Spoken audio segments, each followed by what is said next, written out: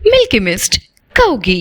திடீர்னு கார் நின்ன உடனே அங்கிருந்து இப்படி ஒரு வில்லன் வருவார், நம்ம முக ஸ்டாலின் ஐயா மாதிரி. சும்மா அந்த அறிக்கை விடுறது, இந்த ட்விட்டு போடுறது, திடீர்னு வந்து ரோட்ல ஒரு போர்டை புடிச்சுக்கிட்டு இந்த போராட்டம்னு சொல்லிட்டு செட்டிங் பண்றதுலாம் பிடிக்காது.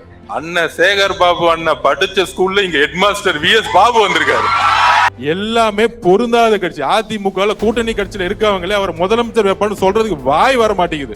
எனக்கு தெரியும் அவர் மைண்ட் வட சென்னையில எங்கேயோ ஒரு இடத்துல இருக்கும். இப்ப அண்ணன் திருமாவளவன் மேல பெரிய விமர்சனம் வைக்க முடியாது. இன்னும் கடைசியில் அவர் வந்து நம்மள திட்டிட்டு இருக்காரு, நடிகர்கள் அரசாள முடியுமா, நடிகர்கள் ஆட்சி பண்ண முடியுமா. அது நமக்கு கிடையாது, உதயநிதி பா சொல்லிட்டு இருக்காரு.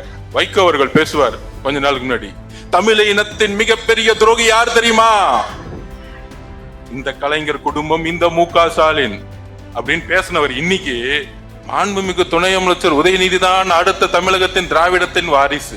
எங்க தலைவர் டெல்லியிலே காம்ப்ரமைஸ் பண்ணல. திமுக தீய சக்தியை எம்ஜிஆருக்கு அப்புறம் அழிக்க வந்தவர். இங்க எந்த காம்ப்ரமைஸ் பண்ணல, ஃப்ரீயா வாங்கன்னு பொதுச்செயலாளர் சொன்னார். அடுத்த செகண்டே வந்துட்டார். வேற எந்த எதிர்பார்ப்பும் கிடையாது.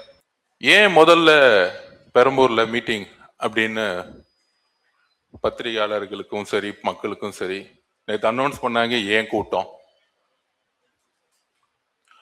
அண்ணன் வந்து நான் அதிகமா படம் பார்த்ததில்ல, ஒரே ஒரு படம் தான் பார்த்தேன், அந்த ஸ்போர்ட்ஸ் மூவி. இப்ப கூட சொன்னாரு பிகில் ஒரு கேரக்டர் பிடிக்குமே. என்ன கேரக்டர் உங்களுக்கு? அவ்வளவுதான், அதுக்குதான் வர. அதுல வந்து ஒரு பாட்டு பாடிக்கிட்டு கார்ல அமைதியா போவோம், கரெக்டா? அமைதியா போயிட்டு இருக்கோம். அப்ப அந்த டிரைவர் என்ன சொல்லுவார், அண்ணா நம்ம ஆளுங்கெல்லாம் அடிச்சிட்டாங்கண்ணா, நம்ம ஏரியாலே வந்து அடிச்சிட்டாங்கண்ணா அப்படின்னு சொல்லும்போது அப்ப சொல்லுவாரு, வண்டி அவங்க இடத்துக்கே ஓட்டு.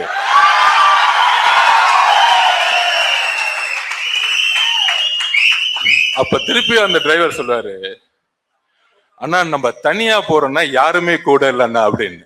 அப்போ ஒரு பாட்டு வரும், என்னதான் நடக்கும் நடக்கட்டுமே, சொல்லுங்க நீங்களே சொல்லுங்க, இருட்டனில் நீதி மறையட்டுமே, தன்னால தலைவன் ஒருவன் இருக்கின்றான். நம்மளுடைய தலைவர் பெரியார், நம்மளுடைய தலைவர் புரட்சி தலைவர் அம்பேத்கர்னு ஒரு 5 தலைவர் வச்சிருக்காரு. அப்படி அந்த என்ட்ருக்குள்ள போகும்போது திடீர்னு கார் நின்ன உடனே அங்கிருந்து இப்படி ஒரு வில்லன் வருவார், நம்ம முக ஸ்டாலின் ஐயா மாதிரி.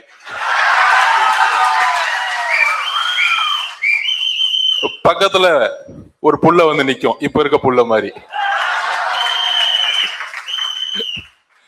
அண்ணா அப்ப சொல்லுவாரு, தொக்கா மாட்டிக்கிட்டாருண்ணா தனியா வந்து. அப்ப கரெக்டா அந்த கார் திறக்கும் போதே ஒரு 5 பேர் பறந்து போவாங்க. அந்த மாதிரி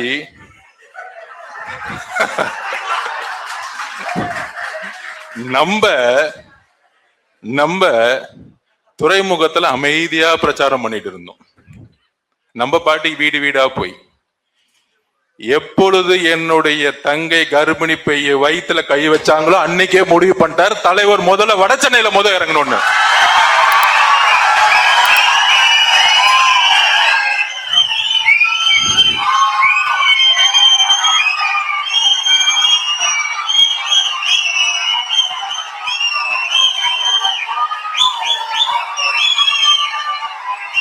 எங்க தலைவருக்கு சும்மா அந்த அறிக்கை விடுறது, இந்த ட்விட்டு போடுறது, திடீர்னு வந்து ரோட்ல ஒரு போர்டை புடிச்சுக்கிட்டு இந்த போராட்டம்னு சொல்லிட்டு செட்டிங் பண்றதுலாம் பிடிக்காது. நீ இந்த தேர்தலை தானே ஜெயிச்சுக்கிட்டு இருக்க, அதனால தானே இந்த ரவுடிசம். அந்த தேர்தலே உன்னை இறக்குறான் பாரு, எப்படிலாம் வச்சு வச்சு வச்சு வச்சு வச்சு மக்களை ஓட்டு போட வச்சு, தப்பா நினைச்சுக்காதீங்க, மக்களை ஓட்டு போட வச்சு உங்களுக்கெல்லாம் ரிட்டையர்மெண்ட் கொடுத்து உங்களுக்கெல்லாம் எந்த ஜெயில் வாழ்க்கைய பார்க்க வைக்கணுமோ அங்கேயே உங்களை நிரந்தரமா அனுப்புறதுக்கு முடிவு எடுத்துட்டார்.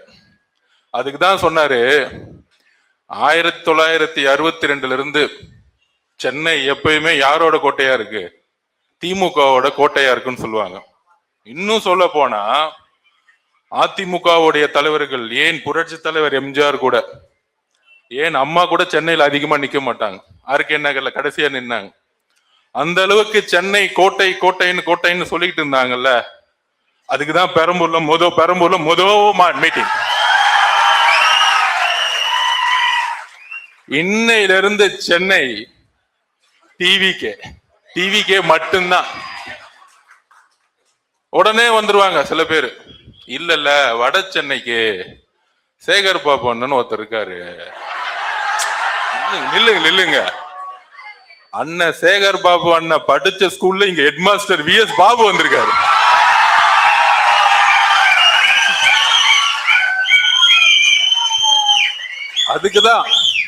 அதுக்குதான் நம்ம தலைவர் இறக்கிட்டே இருக்காரு.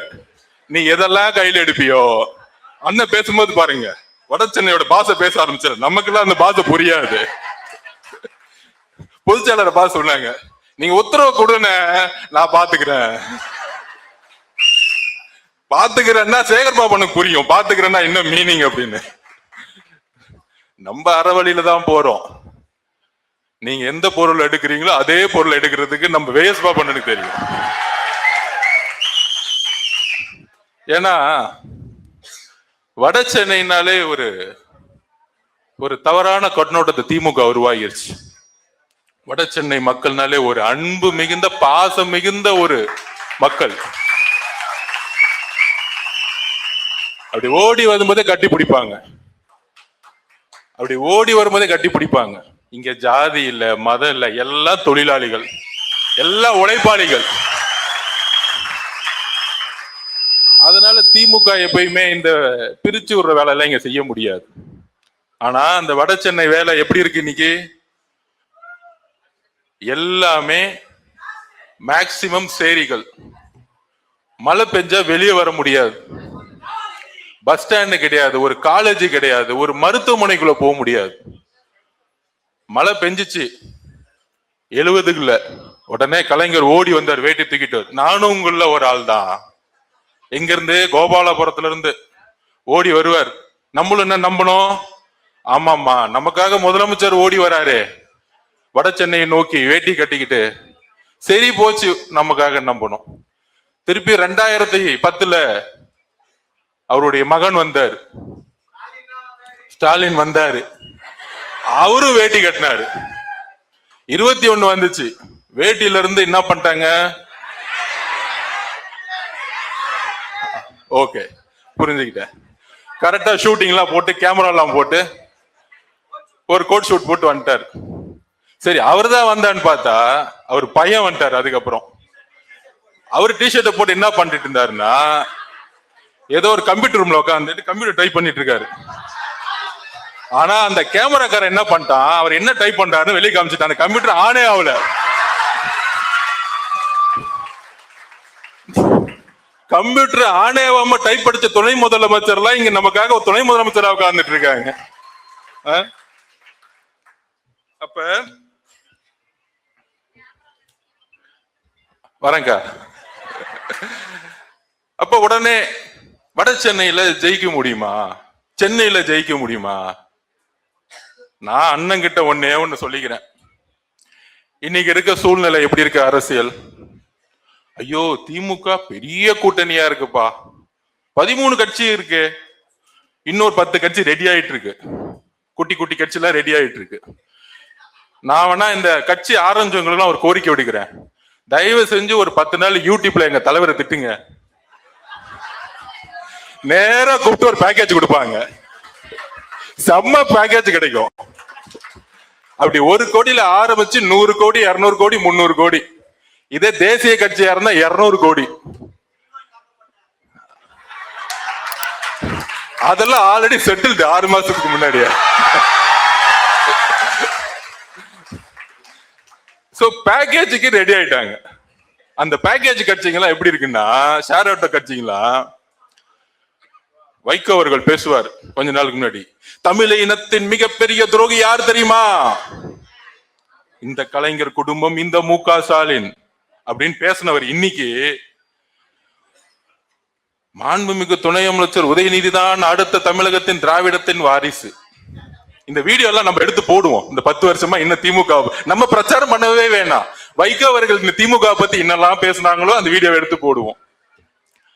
அடுத்தது, நம்மளுடைய கேப்டன் விஜயகாந்த் அவர்கள் நமக்கு ரொம்ப பிடிக்கும். நமக்கு ரொம்ப பிடிக்கும், நம்ம தலைவருக்கு ரொம்ப பிடிக்கும். அவர்களுடைய தொண்டர்களுடைய கனவு என்ன? அந்த கட்சி எதுக்காக ஆரம்பிச்சாங்க?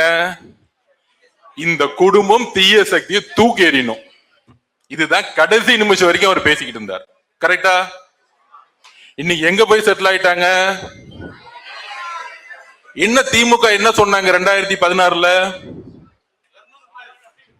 கேப்டன் கேப்டன் சொல்றாங்களே, என்ன சொன்னாங்க? கேப்டன் கேப்டன் சொல்றாங்களே, தண்ணி அடிச்சவன்லாம் கேப்டனா? கப்பல்ல போறவன் தான் கேப்டன். இது சொன்னது யாரு? வடிவேலு சொன்னி மு.க. ஸ்டாலின் சிரிக்கிறார் அதை பார்த்து. நண்பர்களே, உண்மையாக சொல்லுகிறேன், கேப்டன் விஜயகாந்த் அவர்களுடைய ஆன்மா சாந்தி அடையவே அடையாது. இதை பார்க்கும் பொழுது அப்ப இந்த கூட்டணி எல்லாம் மக்கள்கிட்ட போய் ஓட்டு கேட்டா ஓட்டு போடுவாங்கன்னு நினைக்கிறீங்களா? ஏன் ஓட்டு போட மாட்டாங்க தெரியுமா? இந்த 13 பேர்ல இருக்கவங்க சில பேர் நல்லவங்களா இருக்கலாம். இப்ப அண்ணன் திருமாவளவன் மேல பெரிய விமர்சனம் வைக்க முடியாது. இன்னும் கடைசியில் அவர் நம்மள திட்டிட்டு இருக்காரு, நடிகர்கள் அரசாள முடியுமா, நடிகர்கள் ஆட்சி பண்ண முடியுமா? அது நம்ம கிடையாது, உதயநிதி பா சொல்லிட்டு இருக்காரு. என்னடா கடைசியில என்ன கூட்டிட்டு இங்க நிக்க வச்சுட்டீங்க, அடுத்த உதயநிதி முதலமைச்சர் ஆகிறீங்க தெரியுது அப்படின்னு அவங்க கட்சிக்குள்ள இருக்கிற பிரச்சனை. அது நம்மளுடைய கம்யூனிஸ்ட் சகோதரர்கள் சாம்சங் தொழிலாளர்கள் போட்ட முதற்கொண்டு அரசு பண்ணி தூக்கி உள்ள போட்டாங்க. அப்ப இந்த கட்சியில இருக்கவங்களுக்கு ஒற்றுமை கிடையாது. காங்கிரஸ் அதுக்கு மேல, அங்க ஒரு 4 பேர் டிவிகேன்னு சொல்லுவாங்க, ஒரு 4 பேர் திமுகன்னு சொல்லுவாங்க. அப்ப கட்சிக்குள்ள ஒற்றுமை கிடையாது. அங்க இருக்கக்கூடிய தொண்டர்கள், நேத்து கூட ஒரு அதிமுக மாவட்ட செயலாளர் என்கிட்ட பேசினார். இப்ப கரண்ட் இருக்கிறவர், ஒரு 8 வயசு பொண்ணு, சரி 8ஆம் கிளாஸ் படிக்கிற பொண்ணு பேசிட்டு இருக்கும் போது அவங்க அப்பா சொன்னாராம், அம்மா ஜனநாயகன் படம் ரிலீஸ் ஆகல. அப்ப அந்த பொண்ணு சொல்லுதான், 8ஆம் கிளாஸ் பொண்ணு, அப்ப ஏன்பா கவலைப்படுறீங்க, மே மாசம் அண்ணன் முதலமைச்சர் ஆனவன படம் ரிலீஸ் ஆக போகுது. 8ஆம் கிளாஸ் படிக்கிற பொண்ணுக்கு தெரியுது, வேற யாருக்கு தெரியணும்? அப்ப கேக்குதான், அப்பா அம்மா டிவிக்கேல தலைவருக்கு ஓட்டு போடுறேன்னு சொல்லிட்டாங்க, நீங்க யாருக்குப்பா போட போறீங்க அப்படின்னு கேட்டிருக்காரு. இவர் இபிஎஸ் ஆன்னு கேட்டிருக்காரு. உடனே அந்த பொண்ணு சொல்லுது, நான் முக்கியமா இபிஎஸ் முக்கியமான்னு கேட்டிருக்கு. இதெல்லாம் உண்மையா நடந்துகிட்டு இருக்கு. உடனே மாவட்ட செயலர், அதிமுக மாவட்ட செயலர் சொல்றாப்ல, நீதாமா எனக்கு உலகமே என்ன, அப்ப சத்தியம் கொடுப்பா, இந்த தாட்டி நீ தான் எங்க தலைவருக்கு தான் ஓட்டு போடுவா அப்படின்னு. நம்மள பார்த்து பிஎல்ஏ மீட்டிங் இருக்கா, மெம்பர்ஸ் இருக்கான்னு கேட்கிறாங்க. இங்க 8ஆம் கிளாஸ்ல இருந்து நமக்கான மெம்பர்ஸ் உருவாக்கிட்டு இருக்காரு நம்ம தலைவர். இதுதான் கள அரசியல் யதார்த்தம். இன்னொன்னு அதிமுக அப்படி இருக்கு, இந்த பாருங்க, முக்கியமான தலைவர்கள் அண்ணன் விஎஸ் பாபு அண்ணன் ஏன் தெரியுமா வந்தாரு? அவர் சொல்லல, ஆனா அவரை பத்தி சொல்லக்கூடாது. அதிமுகவுடைய கரண்ட் மாவட்ட செயலர் அவர், அங்க இருந்து வெளியே ரிசைன் பண்ணிட்டு வர்றாரு. எதுக்குன்னா, கொளத்தூர் தொகுதியில கடினமா ஒர்க் பண்ணிருக்காரு 6 மாசம். கடினமா அங்க பூத் லெவல் மீட்டிங் போடுறது, பகுதி மீட்டிங் போடுறதுன்னு பயங்கரமா மீட்டிங் போட்டு அங்க இருந்து ஆர்கே சுத்திட்டு வந்திருக்காரு. திடீர்னு தலைமையில இருந்து ஒரு கால், இல்லண்ணே கொஞ்சம் கொளத்தூர் பக்கம் போவாதீங்கண்ணே. அவருக்கு புரியல, ஏன் கொளத்தூர் பக்கம் போக கூடாது, அதுதான் திமுக அதிமுக செட்டிங். ஏன் முதலமைச்சர் அவர் கொளத்தூருக்குள்ள போனா என்ன, முதலமைச்சருக்கு ஓட்டு கம்மியாயிடும். அந்த ஒரு செகண்ட்ல ரிசைன் பண்ணிட்டு கடைசியில என்னையும் பொதுச்செயலாளரையும் பார்த்தார். அண்ணா நான் வரத்துக்கு ரெடி, 40 வருஷமா மாவட்ட செயலாளர், ஒருங்கிணைந்த வட மாவட்ட சென்னையுடைய மாவட்ட செயலாளர், எம்எல்ஏவா இருந்துட்டேன். ஒன்னே ஒண்ணு, திமுகவோட நீங்க ஏதாச்சும் காம்ப்ரமைஸ் பண்ணுவீங்களான்னு கேட்டார். எங்க தலைவர் டெல்லியிலேயே காம்ப்ரமைஸ் பண்ணல, திமுக தீய சக்தியை எம்ஜிஆருக்கு அப்புறம் அழிக்க வந்தவர், இங்க எந்த காம்ப்ரமைஸ் பண்ணல, ஃப்ரீயா வாங்கன்னு பொதுச்செயலாளர் சொன்னார். அடுத்த செகண்டே வந்துட்டார், வேற எந்த எதிர்பார்ப்பும் கிடையாது. அதுக்குதான் சொன்னேன், அண்ணன் சேகர் பாபு அண்ணன் வெயிட்டிங், அடுத்தது உங்களுக்கு அவரை ஃபேஸ் பண்ணுங்க. அதிமுக இன்னைக்கு எப்படி இருக்குன்னா, சட்டசபையில பாருங்க, சட்டசபை நடந்துட்டே இருக்கு, விவசாய பட்ஜெட் போயிட்டு இருக்கு, அதுல முதலமைச்சர் துணை முதலமைச்சர் தூங்கிட்டு இருந்தார், அதை விட்டுருங்க, அது பாட்டிக்கு அவர் தூங்கிட்டு இருக்கட்டும் ஓரமா. நேத்து ஓபிஎஸ் அணியோடைய சட்டமன்ற உறுப்பினர் பேசுறார். என்ன பேசுறாரு தெரியுங்களா? புரட்சி தலைவர் அம்மா, புரட்சி தலைவி அம்மா, புரட்சி தலைவர் எம்ஜிஆருடைய வழியில திமுக திருப்பி ஆட்சிக்கு வரணுமா? என்ன ஒரு அநியாயம். அடுத்த ஓபிஎஸ் விக்கெட் ரெடி ஆயிட்டு இருக்கு. அப்ப எந்த அளவிற்கு ஒருத்தர் ஓபிஎஸ் இந்த பக்கம் திமுக பக்கம் போறார், முன்னாள் முதலமைச்சர், இன்னொருத்தர் டெல்லி பக்கம் செட்டில் ஆயிட்டார். எந்த அளவிற்கு களம் நமக்கு ஓபன் ஆயிருக்கு பாருங்க. நீங்க நினைக்கலாம் 13 கட்சி, இந்த பக்கம் 10 கட்சி, எல்லாமே பொருந்தாத கட்சி. அதிமுக கூட்டணி கட்சியில இருக்கவங்களே அவர் முதலமைச்சர் வைப்பான்னு சொல்றதுக்கு வாய் வர மாட்டேங்குது. பிஜேபி இருக்கவங்க சொல்றதுக்கே வாய் வர மாட்டேங்குது. திமுக பொருந்தாத கூட்டணி. எப்பையும் தேர்தல் ஒரு தலைவரை நோக்கிதான் தேர்தலே இருக்கும். ஒரு ஸ்ட்ராங் லீடர். 2 தலைவருக்கு 75 வயசு ஆயிருச்சு. நம்ம தலைவருக்கு 51 52 வயசு தான். அடுத்த 40 வருஷம் ஆளக்கூடிய ஒரே தலைவர் நம்மள தான் அடுத்த தமிழ்நாட்டில். சென்னை ஒருங்கிணைந்த கண்காணிப்பு குழுவா போடும் போது உங்க சார்பா ஒண்ணு தீர்மானம் போடலாமா? எங்க அண்ணன் நம்மளுடைய தலைவர் பெரம்பூர் தொகுதியில நிக்கணும். அதே மாதிரி நம்ம அண்ணன் நம்ம தலைவர் கொளத்தூர் தொகுதியிலே நிக்கணும்னு நம்ம நினைக்கிறோம். ஆர்கே நகர்ல நிக்கணும்னு நினைக்கிறோம். அந்த மாதிரி வட சென்னையில எனக்கு தெரியும் அவர் மைண்ட் வட சென்னையில எங்கேயோ ஒரு இடத்துல இருக்கும். ஏன்னா இந்த 50-60 வருஷமா இந்த வட சென்னையை ஒதுக்கி ஒதுக்கி ஒதுக்கி இந்த திமுக செய்த சூழ்ச்சியை தூக்கி எறியக்கூடிய ஒரே தலைவர் நம்ம மட்டும்தான். Milky mist கௌகி. மின்னம்பலம்.com தமிழின் முதல் மொபைல் பத்திரிகை.